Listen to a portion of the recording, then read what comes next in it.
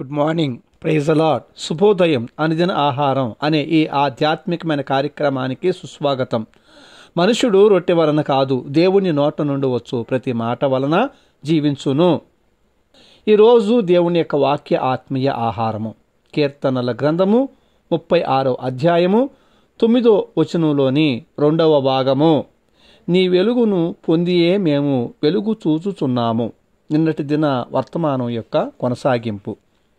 ఒక వ్యక్తి చీకటిలో అంటే వెలుగు లేని జీవితములో జీవించు చీకటి జీవితము చాలా ప్రమాదకరమైనటువంటిది. జీవించే ఆ వ్యక్తికే కాదు, వేరే వారికి కూడా, అంటే వారి కుటుంబములో ఉన్న వారికి కూడా ఇబ్బంది. ఎట్లాగనగా ఇస్సాకుకు కనులు కనిపించకపోవటం వలన తన కుమారుడైనటువంటి యాకోబు తనను మోసం చేశాడు. దాని వలన సంభవించినటువంటి పరిస్థితులు ఎంత దుఃఖకరమైనవో ఎరుగుదుము. ఇస్సాకు కుమారుల ఇద్దరి జీవితాలలో సంభవించిన పరిస్థితులు, ఇట్టి పరిస్థితులకి నీకు నీ కుటుంబానికి సంభవించాలనే ఉద్దేశముతో అపవాది నిన్ను చీకటిలోనే ఉంచుతున్నాడు, బుజ్జగిస్తున్నాడు.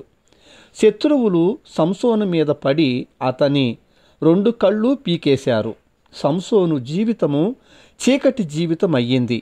సంసోను జీవితం ప్రారంభము ఎలా ఉందో, ముగింపు ఎంత దుఃఖకరముగా, విచారించాల్సినటువంటి విధముగా ముగింపు అయ్యిందో మనము ఎరుగుదుము కదా. దానికి గల కారణము దేవుని యొక్క వెలుగులో ప్రారంభమైనటువంటి తన జీవితము ఆ వెలుగు వైపే చూడకుండా జీవించటమే. నిజమైన వెలుగుచే వెలిగించబడిన ప్రతి ఒక్కరూ ఆ వెలుగు వైపే చూచుచూ జీవించాలి. లేని ఎడల సంసోను వలె సాతాను ఎరవేసి చీకటిలోనికి లాగేసిన పరిస్థితిలోనికి పడిపోయే ప్రమాదము ఉంటుంది. ఇందును గూర్చి హెబ్రీయులకు రాసిన పత్రికలో గ్రంథకర్త చెప్పే మాట ఏమిటంటే, మనము ప్రతి భారమును సులువుగా చిక్కులు పెట్టు పాపమును విడిచిపెట్టి విశ్వాసమునకు కర్తయు అంటే అధిపతియు దానిని కొనసాగించువాడునైన యేసు వైపు చూచుచూ మన ఎదుట ఉంచబడిన పందెములో అంటే జీవితములో ఓపికతో పరిగెత్తుదము అని.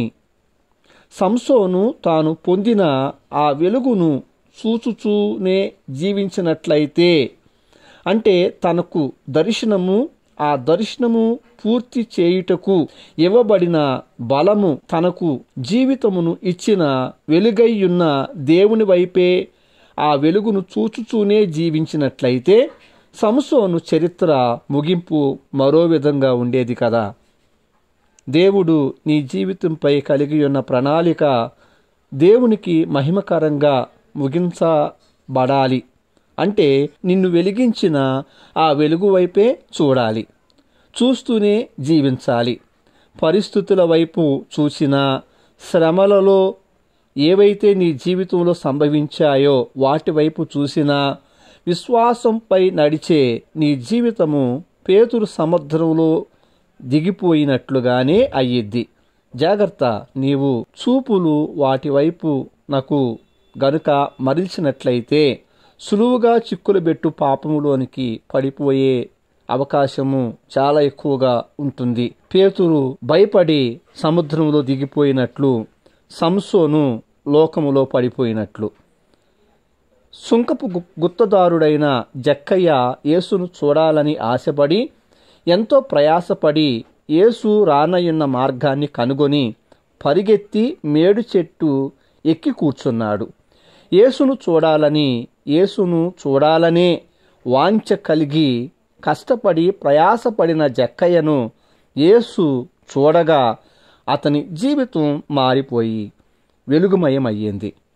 ప్రధాన యాజకుని అధ్యక్షతలో అధికారులు, పెద్దలు అందరూ కలిసి స్టెఫెన్ను పట్టుకొని బయటకు ఈడ్చుకొని వచ్చి రాళ్లతో కొట్టి చంపు సమయమున పరిశుద్ధుడైనటువంటి స్టెఫెను దేవుని కుడిపార్శ్వమందు నిలిచిన యేసును చూచాడు.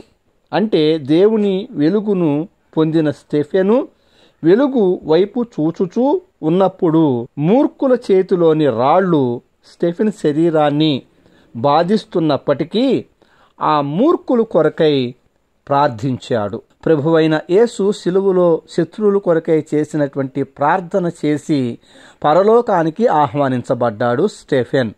మన జీవితాలలో దేవుని కొరకు ఆయన నామమును ప్రకటించుటకు ఎదురయ్యే పరిస్థితులలో ఆ గొప్ప వెలుగు వైపే చూచినప్పుడు ఆ సమీపింపలేనటువంటి గొప్ప వెలుగును మనం కలిగి ఉంటాము. అట్టి వారి ముఖములెన్నడూను అవమానించబడవు. దేవుడు సిగ్గుపరచడు. ఆయన ప్రకాశించు నీతి సూర్యుడై ఉన్న దేవుడు. ఆయన వెలుగు వైపు మనం చూచినప్పుడు మన జీవితాలలో ఏర్పడే ప్రతి అనుకూలత లేనటువంటి పరిస్థితులను ఎదుర్కొనగలిగే బలము మనం పొందుకుంటాము. ఉదాహరణకు స్టెఫెన్ జీవితమే. పరిశుద్ధుడైన దేవుని చేత ఆయన వెలుగులో వెలిగించబడిన మనము ఆ వెలుగును చూస్తూ జీవించాలి. అంతము వరకు సహించాలన్నా, నిలబడాలన్నా, సాక్ష్యపు జీవితాన్ని కాపాడుకోవాలను, అపవాదిని జయిస్తూ దేవుని చిత్తమును అంతము వరకు జరిగించాలన్నా, మంచి పోరాటము పోరాడుతూ విశ్వాసమును కాపాడుకొనుచు మన పరుగును తుదముట్టించాలన్నా ఏ పరిస్థితి వైపు చూడకూడదు, ఎవరి వైపు చూడకూడదు. మన విశ్వాస యాత్రలో తిట్టేవారుంటారు, కొట్టేవారుంటారు, పడవేసే వాళ్ళుంటారు, లేవనెత్తేవాళ్ళు తక్కువ మంది. అర్థం చేసుకునేవాళ్ళు ఉండకపోవచ్చు, అపార్థం చేసుకునేవాళ్ళు అనేకులు ఉండొచ్చు. అవి ఎలాంటి పరిస్థితులైనను మన పాట ఒక్కటే, అది నీ వెలుగును పొందియే మేము వెలుగు చూచుచున్నాము అని.